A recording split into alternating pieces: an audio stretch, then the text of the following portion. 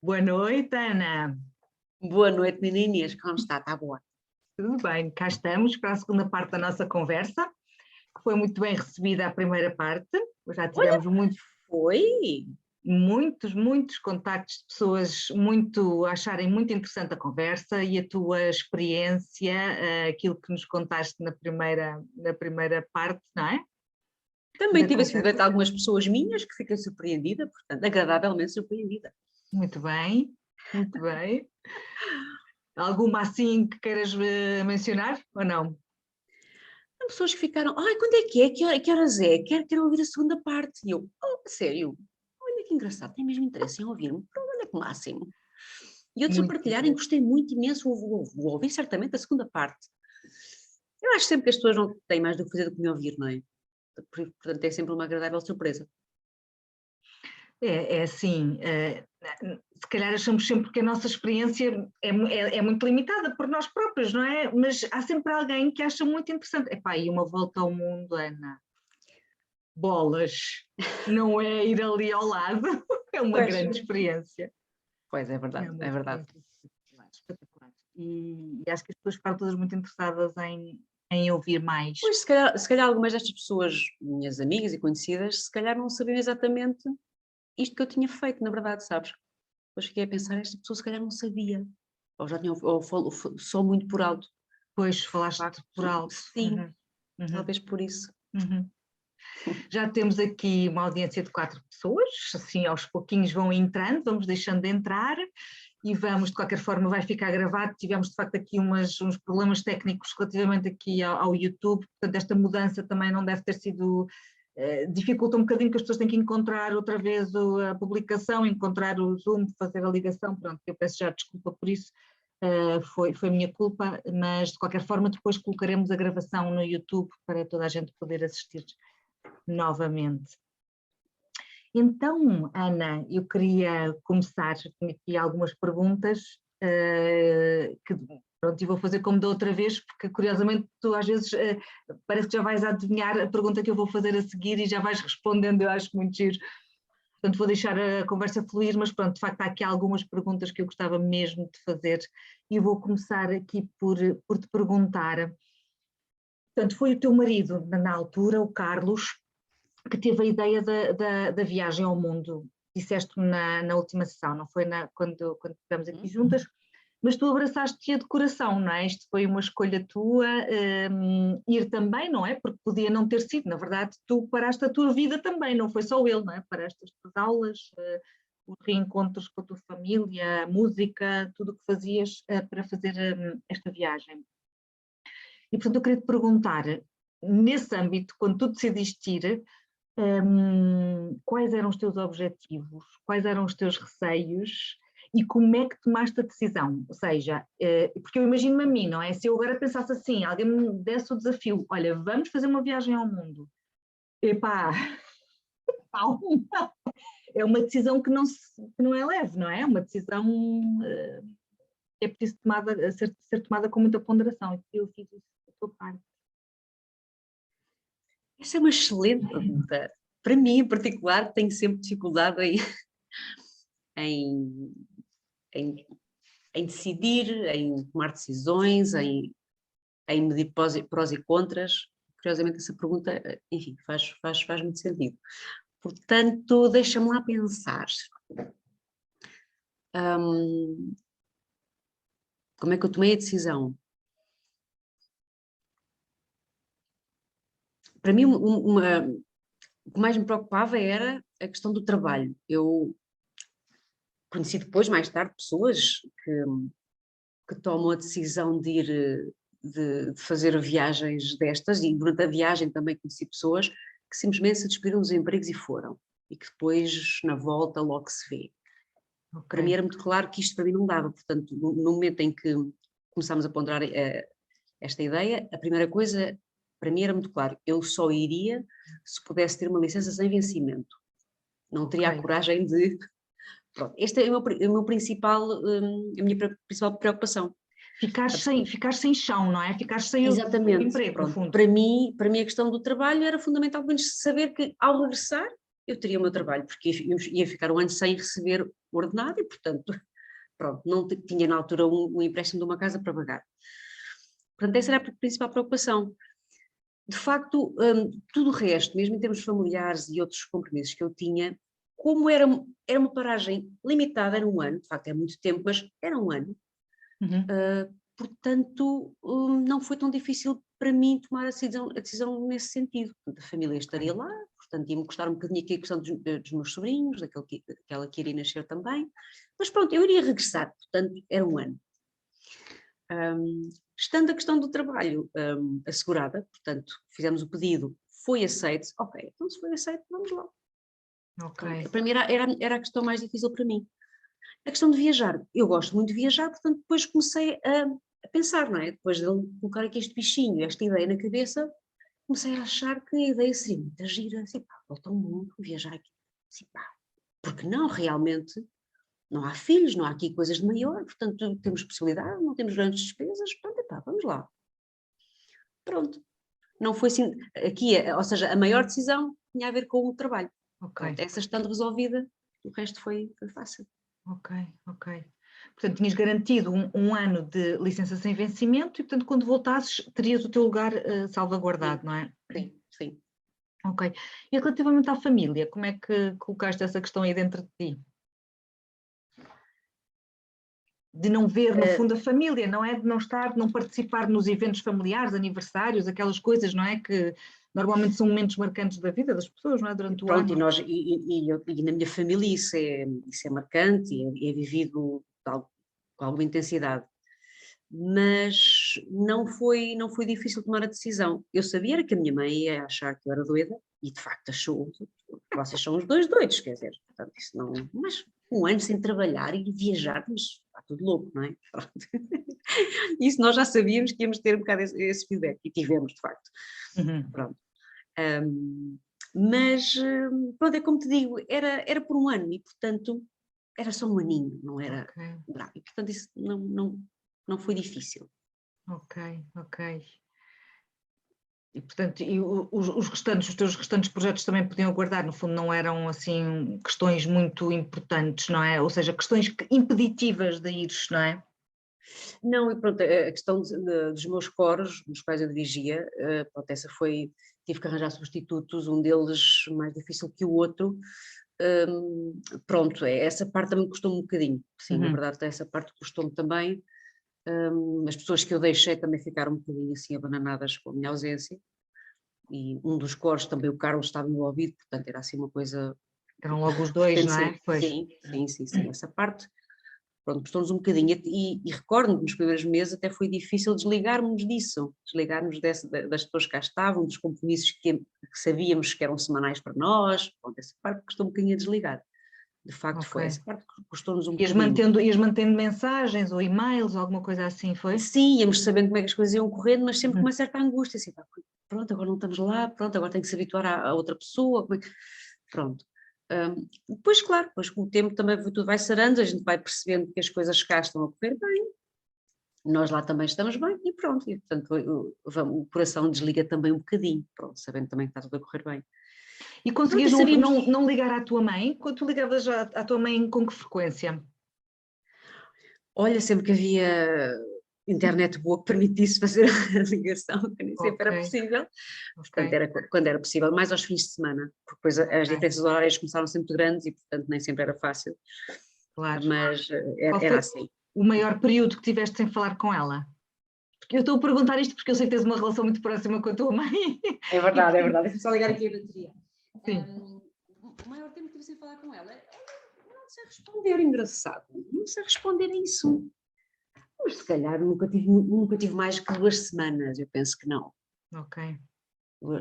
Geralmente ao fim de semana era a altura que era mais fácil, não é? Porque tinha que ser com a internet, portanto, um sítio em que eu soubesse que ela tinha internet, só no trabalho não tinha, portanto, talvez assim, claro. Não mais que 2 semanas. Às vezes, aliás, eu com ela, bastava-me falar com uma das minhas irmãs, alguma delas, porque elas depois passam a mensagem, o que era preciso era elas saberem que eu estava bem.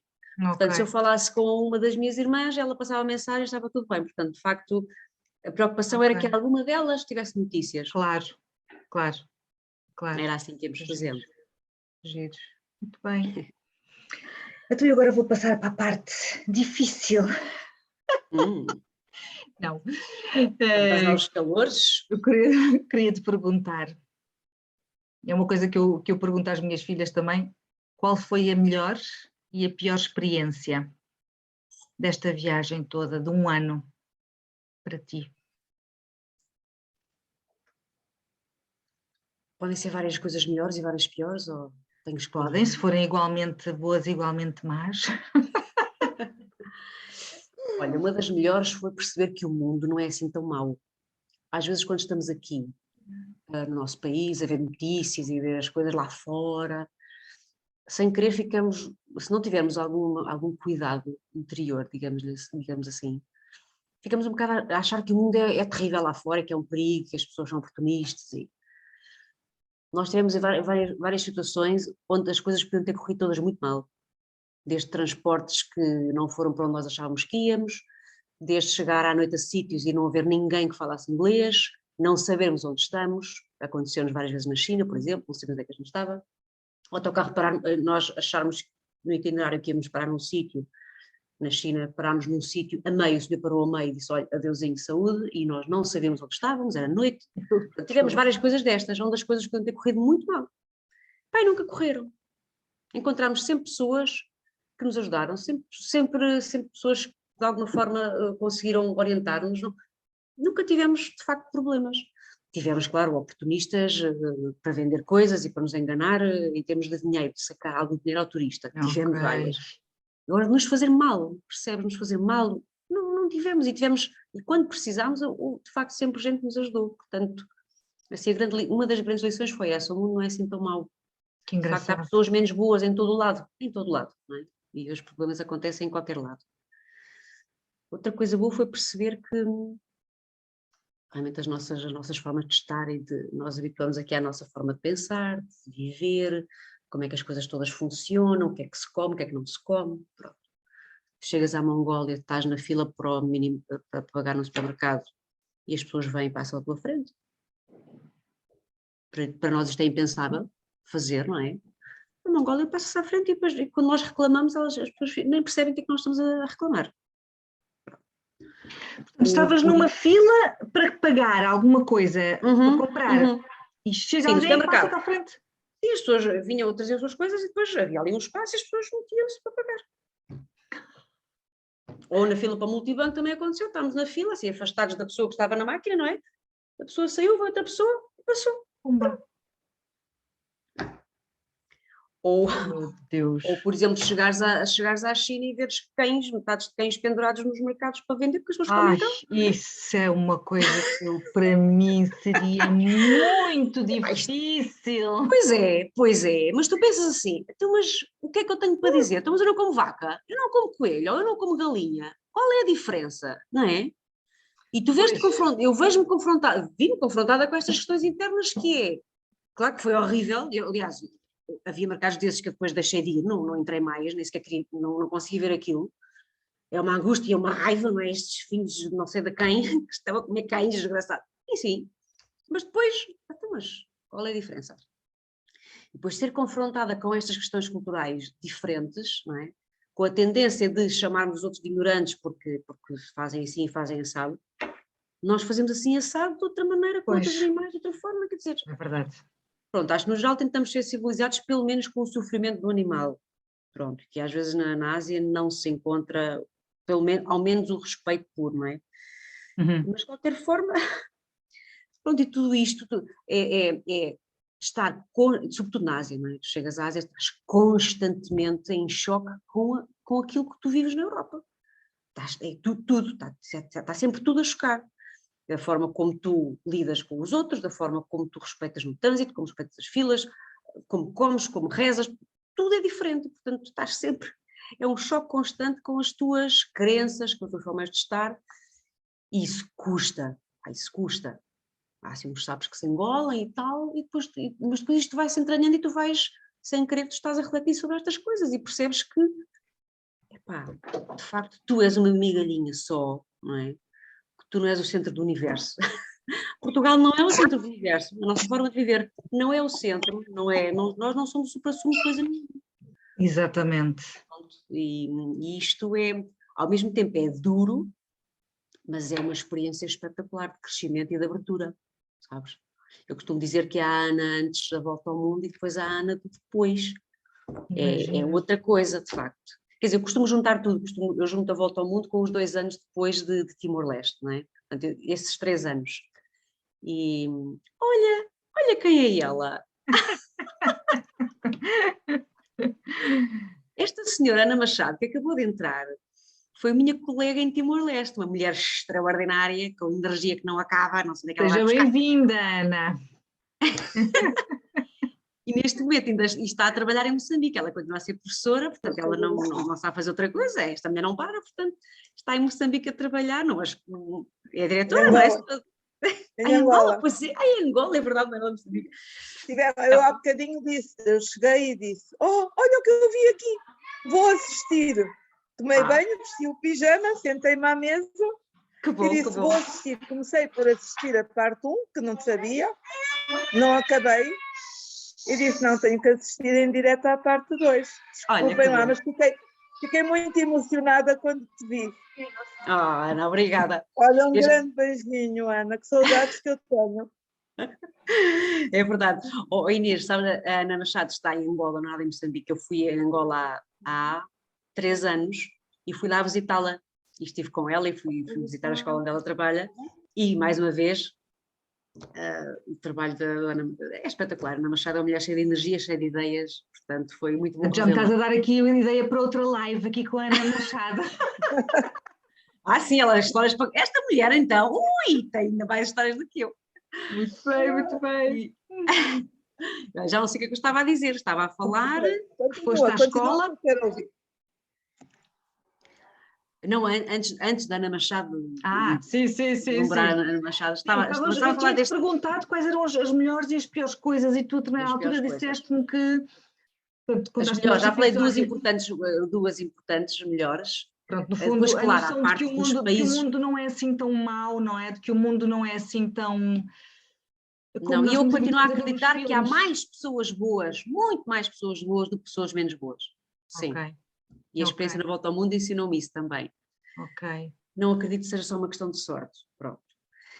E depois a segunda questão a segunda coisa muito boa é este choque de culturas que por um lado é duro, é muito difícil, mas por outro é uma abertura para percebermos que realmente a nossa forma de estar e de viver e de sentir as coisas é só a nossa forma de estar e não é a maravilhinha. Nós temos a tendência de achar que nós somos um bocado o centro do universo e das coisas, como as coisas se regem, e não, de facto não somos. Uhum.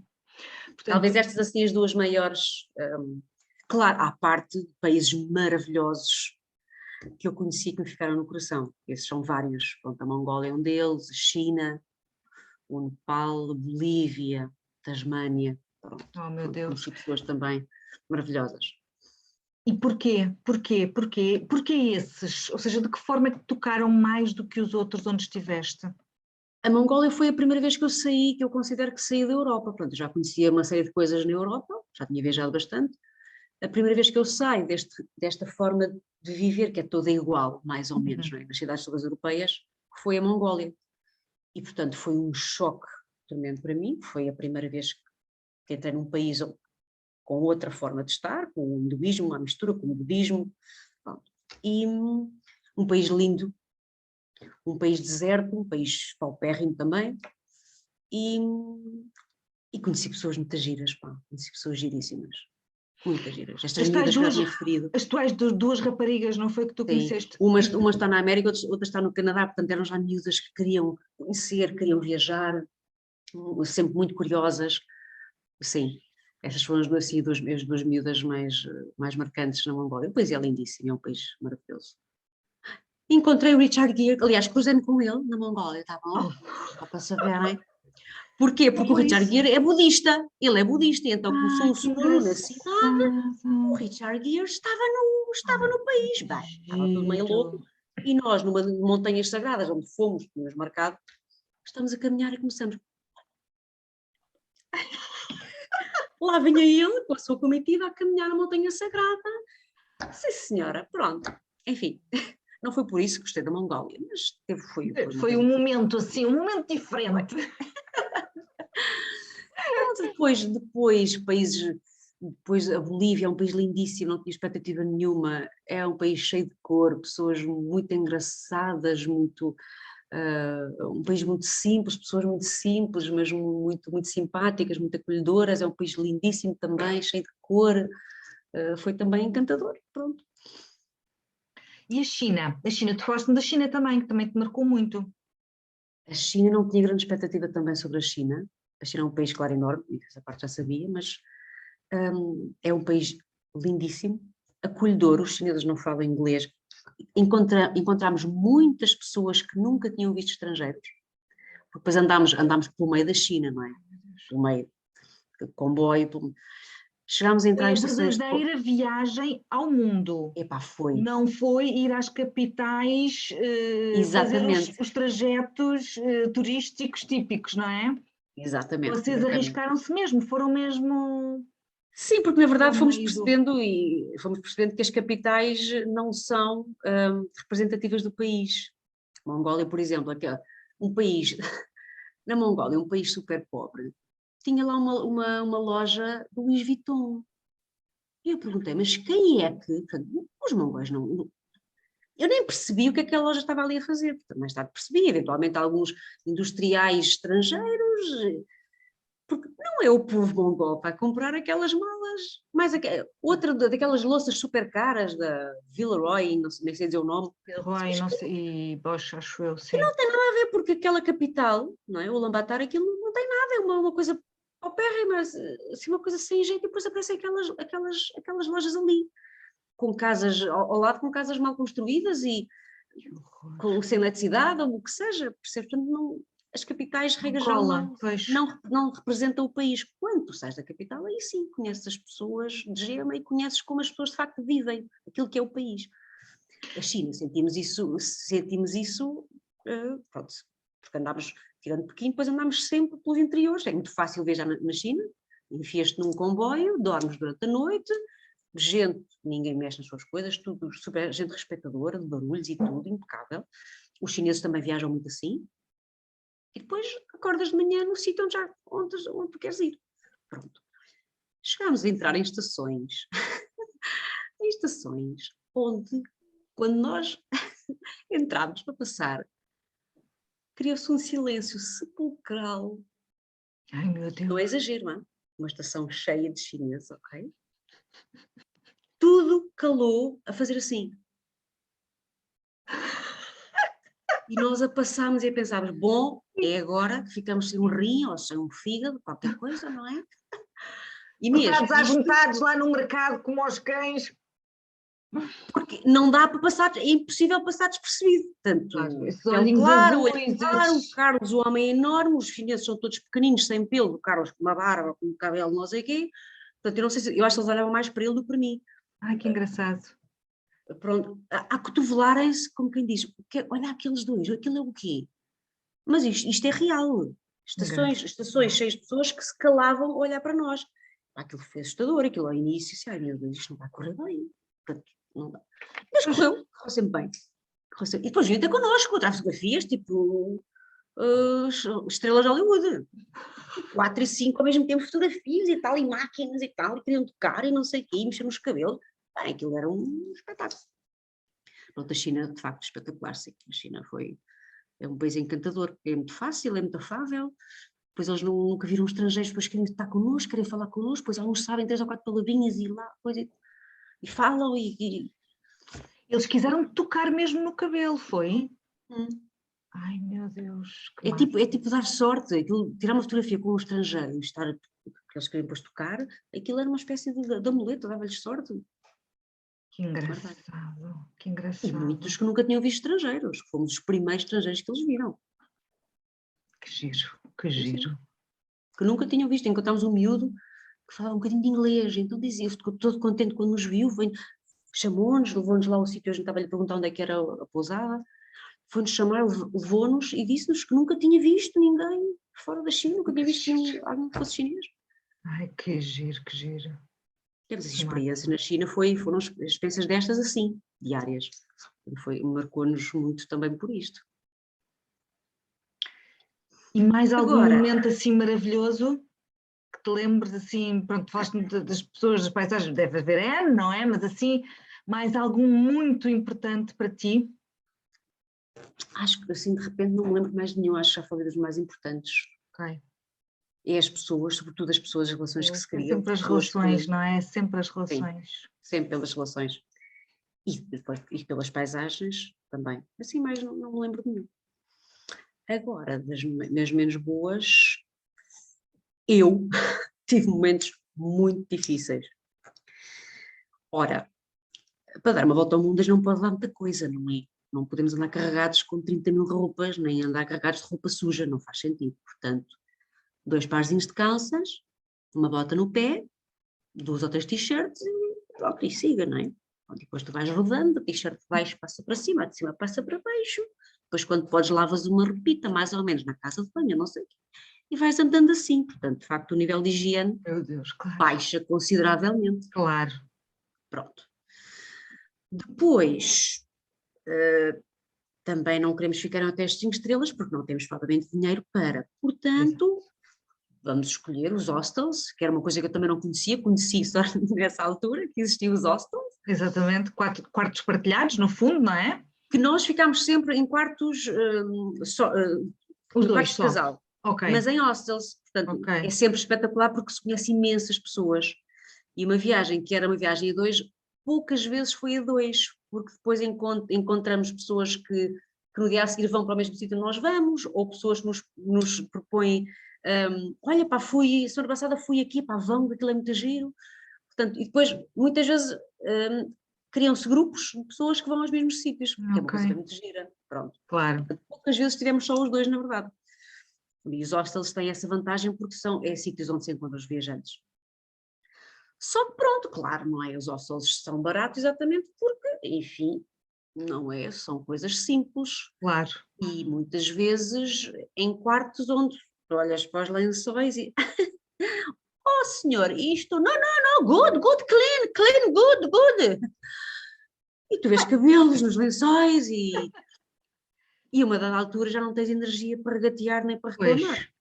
O cansaço é grande porque é muito duro estar sempre a mudar de país, quando tu finalmente te habituaste a um país, à forma de comunicar, já aprendeste umas palavrinhas, A já percebes mais moeda. ou menos como é que o dinheiro funciona. Exato.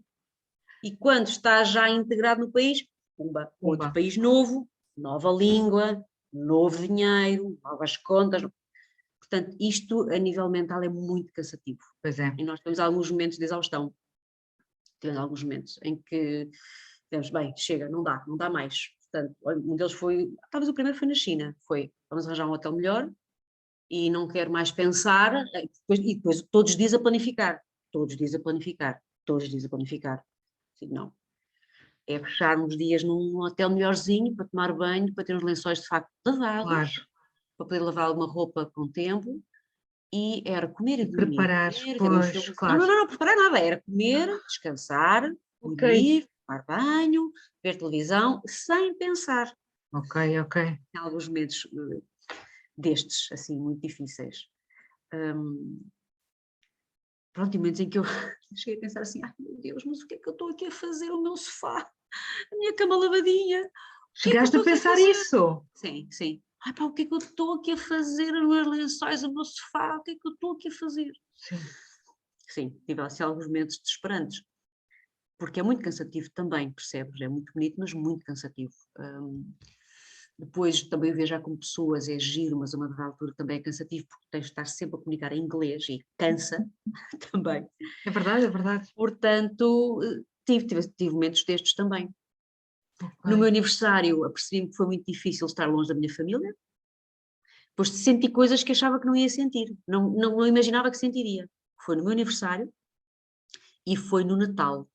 Ai meu Deus, o Natal.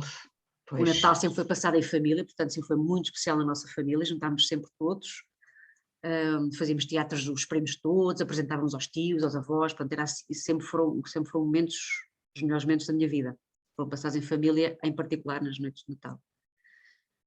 Pronto, e já tinha dito outra vez, portanto, nós tínhamos programado o Natal num país, enfim, com católicos, que era Timor-Leste, com os nossos amigos católicos, mas não, quando chegou a dezembro estávamos no Nepal. Ai meu Deus, Ora, como Nepal, é que foi essa consoada no Nepal? Nepal há de haver igrejas católicas, mas, enfim, uma não sei aonde. Claro. Nós não encontramos. Portanto, basicamente, tudo se conjugou para estarmos numa tour por uma zona de selva. E eu pensei, bem, pronto, selva é a criação de Deus, portanto vai ser bonito na mesma, vai ter aqui um sabor especial. Não teve, não teve nada. Opa, a experiência na selva foi de facto maravilhosa, vimos animais maravilhosos, enfim. Mas chegar à noite à consoada e depois os senhores lá daquele resort onde nós estávamos na selva prepararam um arraial de Natal para os estrangeiros, não é? Fizeram um pinheirinho de Natal com os algodões pendurados. Olha. Fizeram um churrasco não sei do quê. Não, aquilo custou-me tremendamente. Foi muito difícil para mim saber que a minha família estava toda junta. Mas eu não fazia, é curioso, eu não fazia ideia que ia sentir isto, percebes?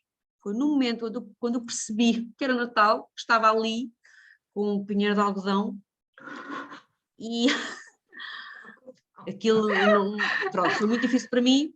Ainda tentámos agarrar na guitarra e cantar uns cantigos de Natal. Enfim, pronto, foi o que foi possível. Mas sei que depois na manhã de 25 já íamos finalmente para a cidade.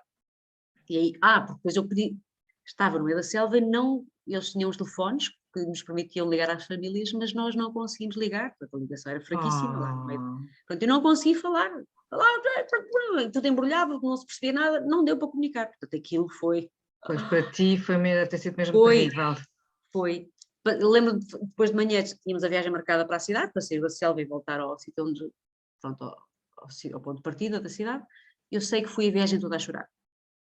Oh meu Deus. Fui no autocarro, eu ia a chorar, fui o tempo todo de manhã a chorar, até chegar uma porcaria do telefone para conseguir falar com a minha família. Claro. Eu já consegui, já fiquei. Claro. Mas o mais curioso para mim foi ter reagido desta maneira que eu não fazia ideia. Portanto, quando eu acho que me conheço, sei quem sou, sei o que sinto, nada, tive aquela angústia que eu não fazia ideia que iria sentir. Foi curioso. Olha, Ana, tenho aqui um aviso muito pouco simpático do Zoom, que temos que voltar a entrar. Está bem? Portanto, vou convidar todos. Isto não dá para fazer aquela coisa automaticamente de pôr mais 15, não sei o quê. Não dá. Infelizmente não dá.